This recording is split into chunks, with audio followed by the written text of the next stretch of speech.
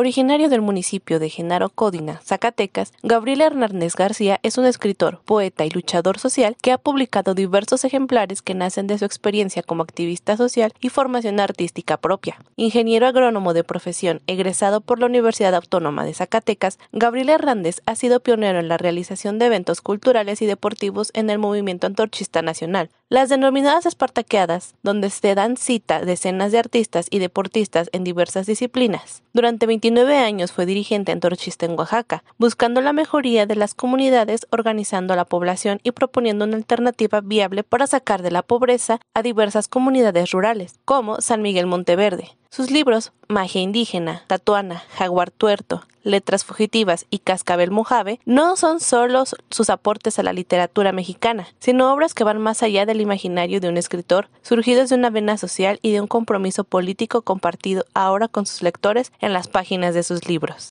En esta ocasión estamos muy agradecidos porque nos acompaña Gabriel Hernández García.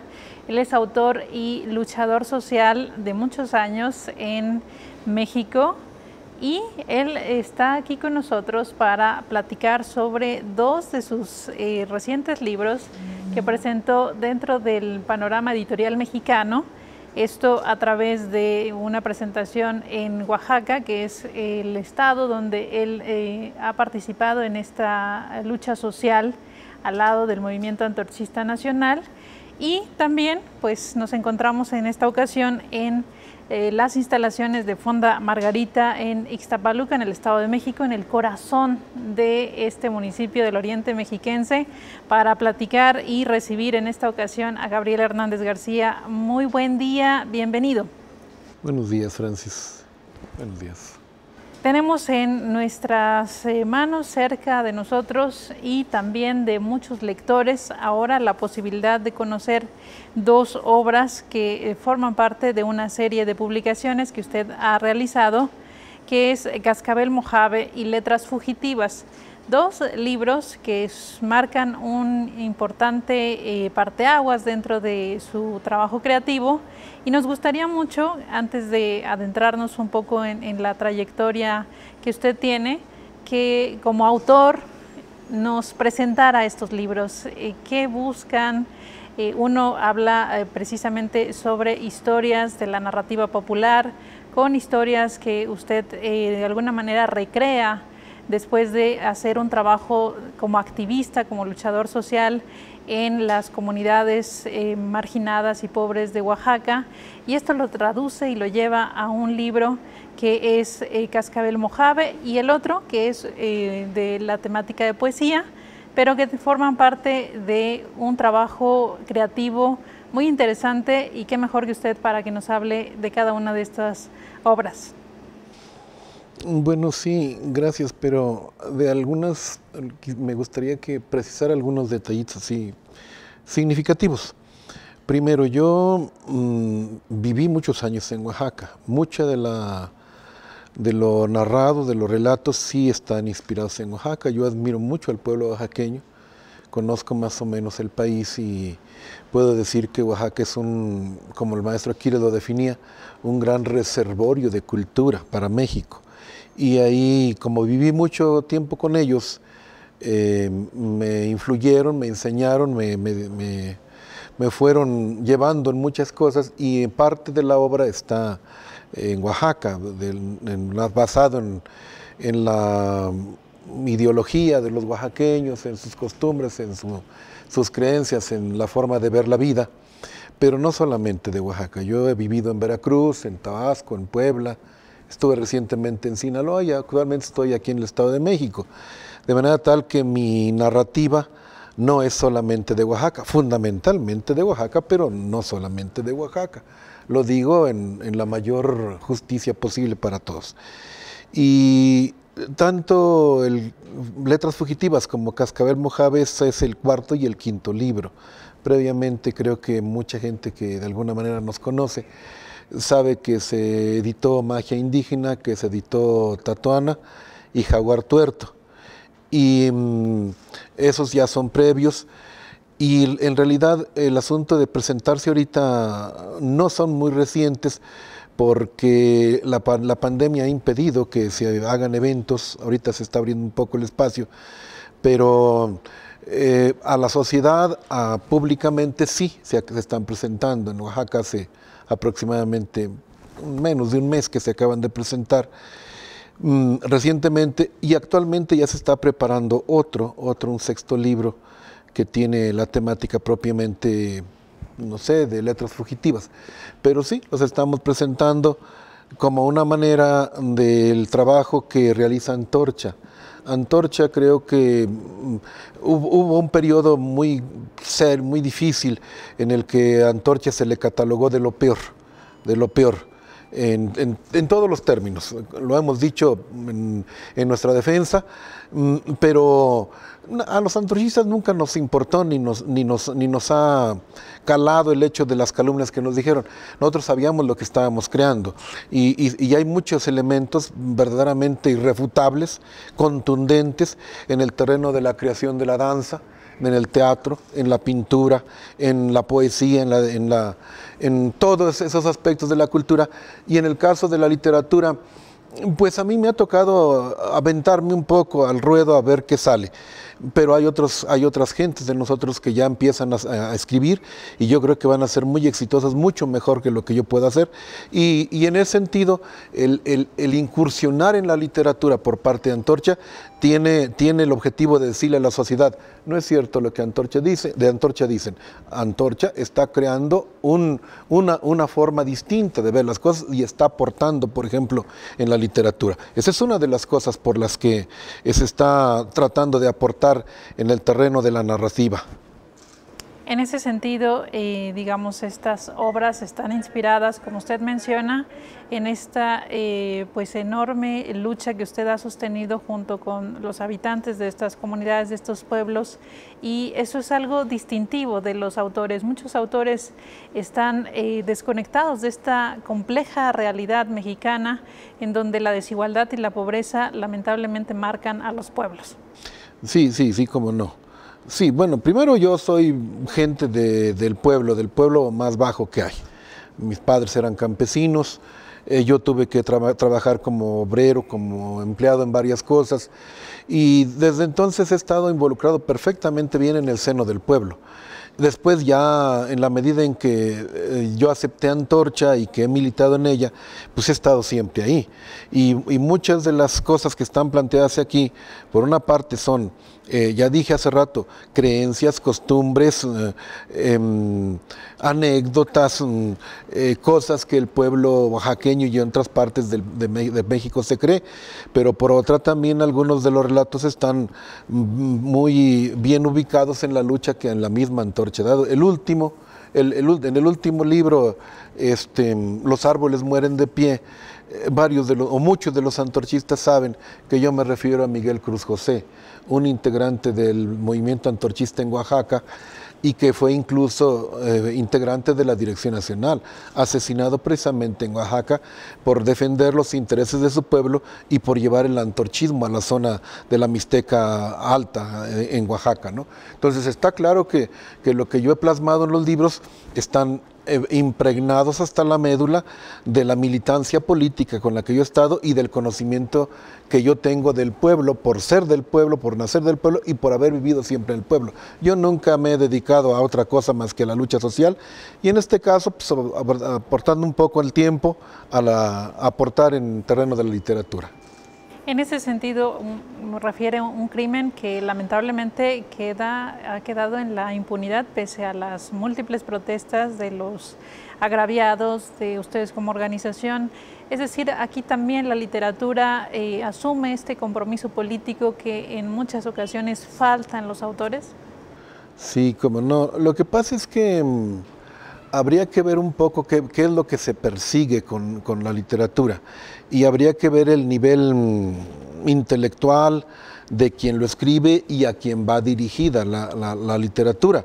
Yo pues, evidentemente he tenido que entrar en contacto con escritores mexicanos que yo creo que sí merecen el título, y muchos de ellos, su relato, su narrativa, su aportación en el terreno literario va a las clases medias, a las clases medias altas, medias bajas, a la pequeña burguesía, a ciertos círculos de intelectuales, de gente así.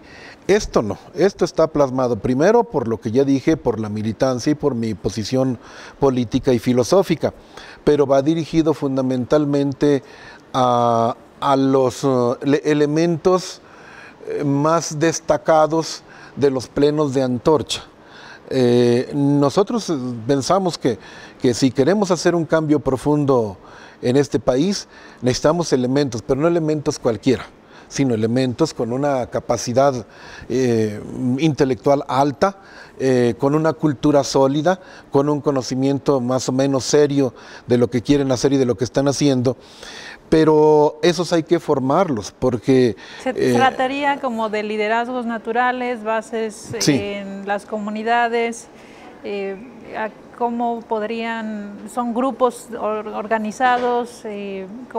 Son elementos del pueblo mexicano que se están incorporando al antorchismo, que los tenemos aglutinados en los plenos y que son, desde el punto de vista de su inteligencia, muy sagaces, muy inteligentes, pero les falta cultura, les falta conocimiento. Entonces, lo planteado aquí va dirigido a ellos, por eso está en un lenguaje muy elemental, muy sencillo, para que ellos, al saber mi militancia, al saber que he creado para ellos, les puede resultar interesante para que empiecen a valorar lo que puede aportar la literatura en el conocimiento y en la formación cultural de la gente. Entonces va dirigido a ellos y bueno, pues está claro que al ser dirigido a ellos tiene el interés de que se eduquen y les da el mensaje político de la lucha que estamos llevando a cabo y de lo exitoso en algunos casos que está resultando.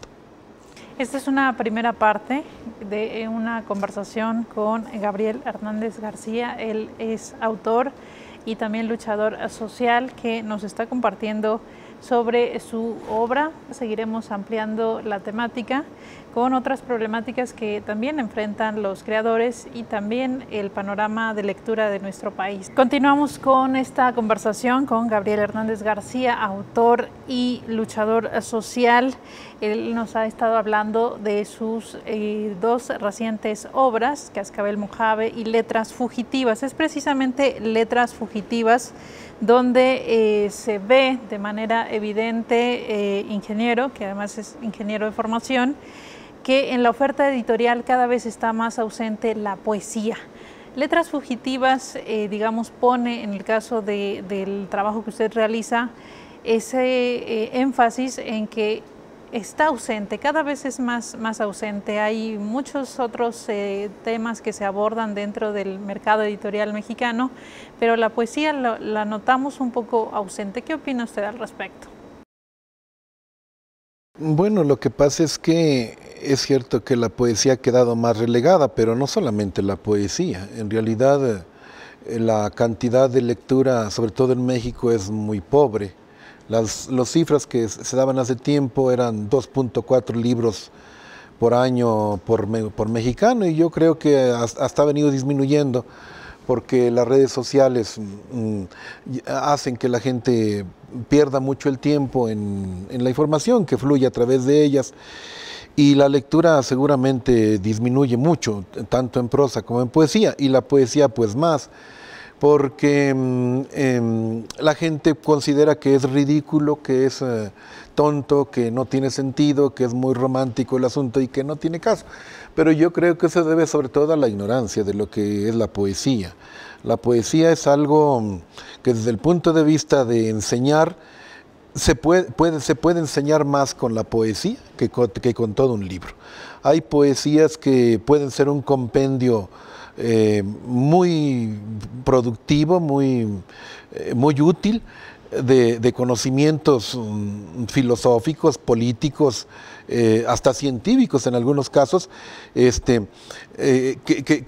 si la gente los asimila y que si la gente los capta y los ve, le hacen cambiar mucho la mentalidad, más que la prosa a veces. No siempre, porque la diferencia entre prosa y poesía no es tan absoluta, pero la poesía puede enseñar muchísimo, ¿verdad? Y además la poesía hace que el hombre se vuelva, pues, como más humano, como más sensible, como más accesible hacia los demás, como si entendiera mejor a los demás, porque muchas veces una poesía, cuando menos bien trabajada, bien hecha y sobre todo muy sentida, porque tiene que ser sentida la poesía, crea afinidades y crea corrientes de sentimientos que todos los hombres compartimos. Entonces, cuando no se lee poesía y se va uno por, no sé, por la novela negra o por la biografía o por no sé cuántos géneros literarios existen, ¿verdad? Pues nos perdemos de uno de los elementos que más nos pueden servir para convertirnos en seres humanos más conocedores de nosotros mismos y de la gente con la que trabajamos. Entonces yo creo que se pierde mucho el que no lee poesía, y el que lo lee, yo he visto, lo puedo decir con conocimiento, yo he visto cómo le cambia la poesía, la mentalidad a las amas de casa, a los campesinos que aparentemente son unos insensibles o ignorantes, a los obreros, a los estudiantes, a muchísima gente. Cuando leen poesía y la asimilan y la entienden, cambian muchísimo. En ese sentido, digamos, el acceso a esta literatura en el ámbito de la poesía, ya nos mencionó un poco que la influencia de las redes sociales se ha extendido de manera negativa en ciertos aspectos. Los jóvenes, por ejemplo, son uno de los sectores que más blanco han sido de esto, y cada vez también los vemos lejos de los libros.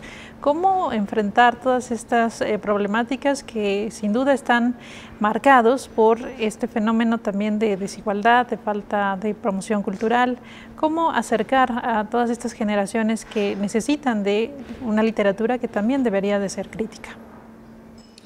Bueno, la respuesta no es sencilla porque está complicado, pero yo tengo la impresión de que si quisiéramos hacer relativamente a un lado esto que estamos comentando, es decir, la influencia nociva de las redes sociales, se requiere todo un proyecto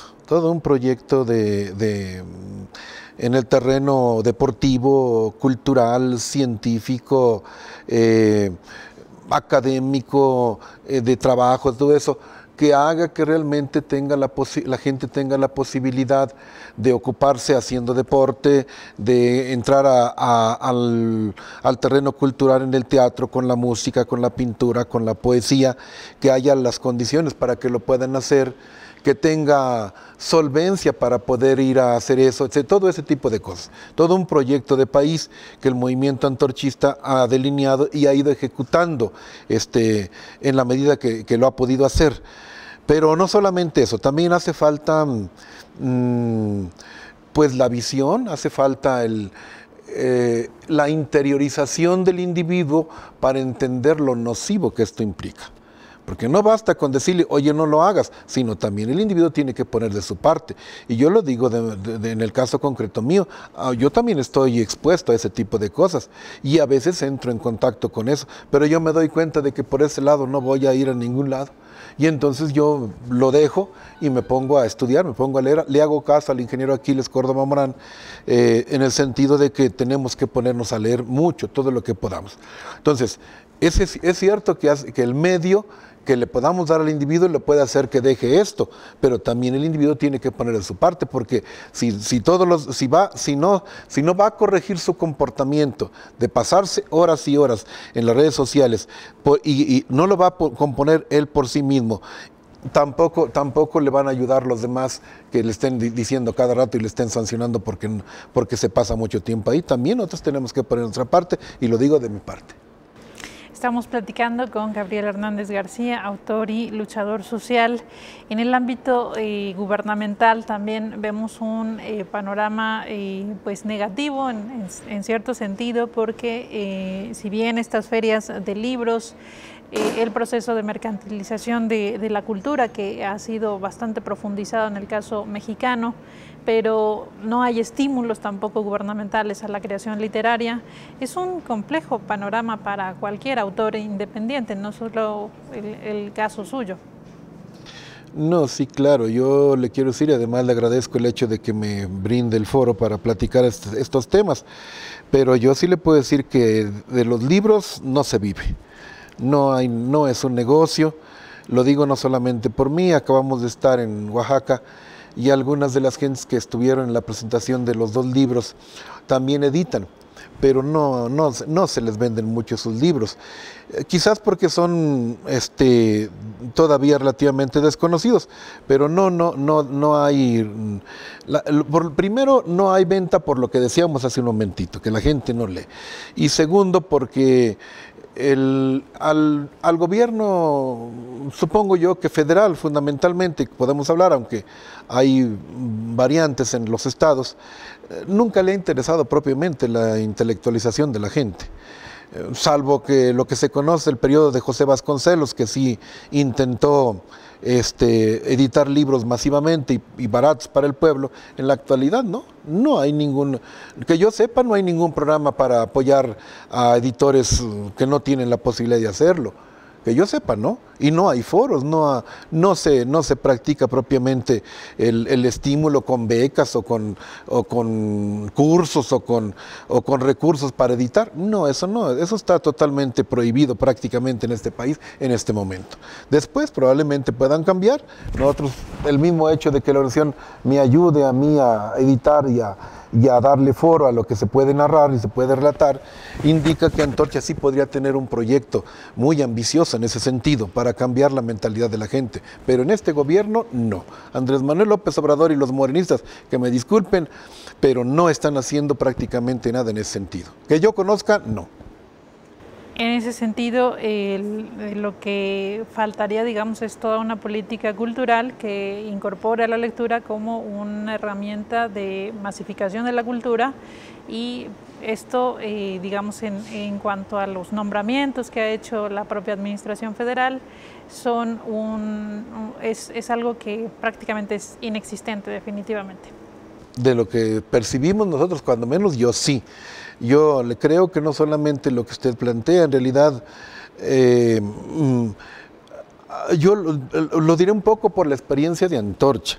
Antorcha tiene a los mejores de sus hijos, a los hijos de los antorchistas, en internados que le dan muchas facilidades para estudiar y para muchas cosas, pero los induce a que lean, a que estudien, les recomienda, les dice, los está llevando para que de manera natural, y lo están haciendo, lean. Es decir, no solamente hace falta una política que propicie eso, sino también que todos nos preocupemos porque nuestros jovencitos lean. Los mexicanos estamos al nivel de cualquier raza en el mundo, solo que para que nos pongamos a su altura, necesitamos leer desde niños, desde jóvenes, como le hacen en otros países del mundo, así le hacen, pero en México no, salvo los antorchistas. Yo supongo que ejemplos individuales de gente que sí valora el papel de la literatura, supongo yo. Esa sería la invitación también a los lectores, digamos, para finalizar esta conversación, que se acerquen de manera cada vez más voluntaria a la lectura, a los temas que les generen interés, que les generen inquietud, y dentro de esa oferta encontrarán estos ejemplares que nos comparte en esta ocasión. Sí, claro. Yo le quiero decir que en realidad las redes sociales, de lo que estamos hablando, dan conocimientos, pero conocimientos dispersos, conocimientos que no permiten pensar, que no permiten formarnos un panorama completo de un tema o de toda una trayectoria de la literatura y de muchas cosas. Y la literatura aporta una riqueza que yo creo que no se puede encontrar en ninguna otra cosa. ¿verdad? En ninguna otra cosa. Y eso no solamente lo estoy diciendo yo, lo han dicho los grandes escritores, lo ha dicho Víctor Hugo, lo ha dicho Federico García Lorca, lo dice Borges, lo dicen todos ellos, que realmente el hombre que lee aprende muchas cosas y puede vivir no solamente una vida, sino muchas vidas se pueden vivir. Aquel que ha leído a los grandes literatos se da cuenta de que su vida es demasiado estrecha y demasiado pobre, y que en cambio con la literatura puede conocer algo que hasta históricamente no sería posible, porque uno puede leer a los autores del pasado. Incluso eso ya no me atrevo mucho a recomendarlo, hasta imaginar lo que puede ser en el futuro, pero lo del pasado y en cierto relativamente el presente se puede conocer, y eso enriquece mucho y hace que el hombre sea mejor. Pues muchísimas gracias a Gabriel Hernández García, autor y luchador social. Nosotros terminamos esta conversación y lo invitamos en otra ocasión para otros temas dentro del panorama creativo en nuestro país y también de la lucha social. Muy buen día. Buen día, y si me invitan, vengo. Muchísimas gracias también a la Fonda Margarita en Ixtapaluca, en Centenario número 3, en Ixtapaluca Centro, este lugar que nos ha brindado las facilidades para esta conversación, y les tendremos otros temas y también otras promociones de este gran establecimiento. Muchísimas gracias a todos por habernos acompañado y seguido a través de esta transmisión y en las redes sociales.